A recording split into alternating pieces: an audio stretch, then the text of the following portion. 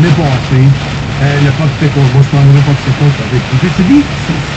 C'est de l'humour, c'est du sarcasme, c'est... Mais je veux dire, on prend ce bout-là, et voici une énormité. Moi, j'ai un tweet où je l'appelle ado, puis je dis, sort du sol, puis il découvre la vie, puis il découvre que les gens l'haïssent.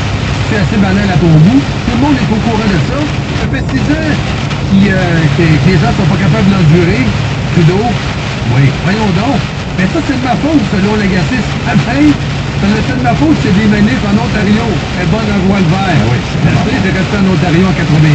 Mais même de donner des choses qui sont publiées ailleurs, c'est devenu dangereux.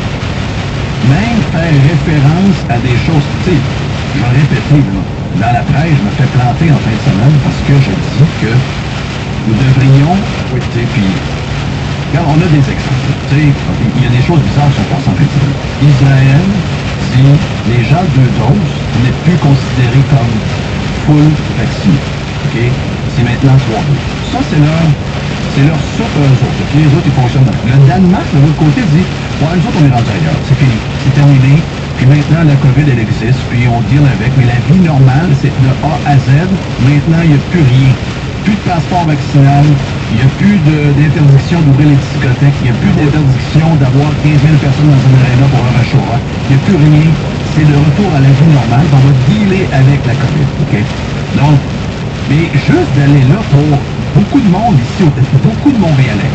Je sais pas qu'est-ce qui se passe à Montréal, mais c'est un univers, il y a vraiment beaucoup de crotons, et malheureusement, ces crotons-là sont des influenceurs, ils sont dans les médias, ils sont sur les réseaux sociaux, etc. Et ils déforment tout ce qu'ils n'aiment pas, et ils sont incapables de débattre du fond du sujet qu'on va amener. Je veux juste répéter ce que je veux dire.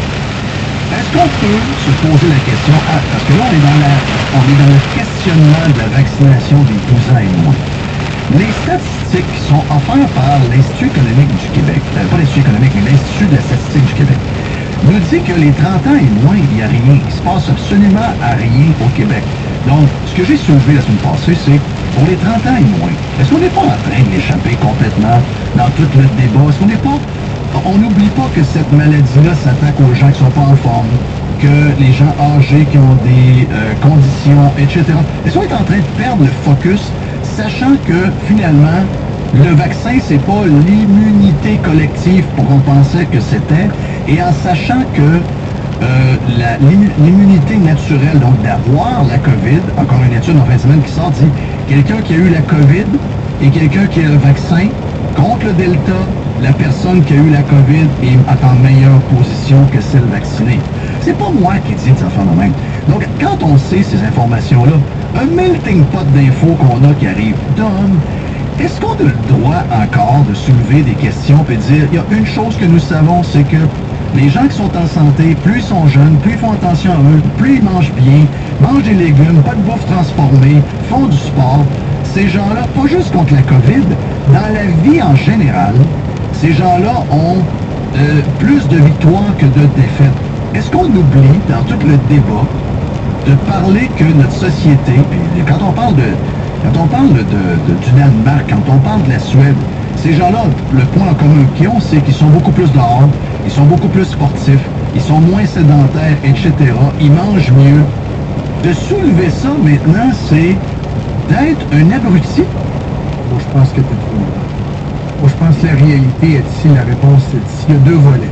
Je reviens à l'histoire de la CAQ. Les subventions, ça se poursuit. Et la CAQ a réussi à instrumentaliser donc les autres médias contre nous. Espèce de fausse pub qui ont voulu jouer l'an passé, on n'a pas voulu la jouer. Fait que les autres se sont dit, alright, on va garder un lien avec les salles de nouvelles, puis on va justement garder une bonne relation. Et aussitôt que Radio X fait une entrevue ou tient un propos un peu plus, entre guillemets, mal commode, on se comprend, un peu plus against the grain, comme on dit en anglais. Et à ce moment-là, nos amis vont leur taper dessus. Et il y aura toujours quelqu'un pour taper sur Radio X. Ça, c'est le premier volet. Le deuxième volet qui, à mon avis, vient exacerber, et on va le voir avec la presse, surtout et Radio-Canada au cours du prochain mois, c'est l'histoire de l'aide aux médias. En 2019, je veux juste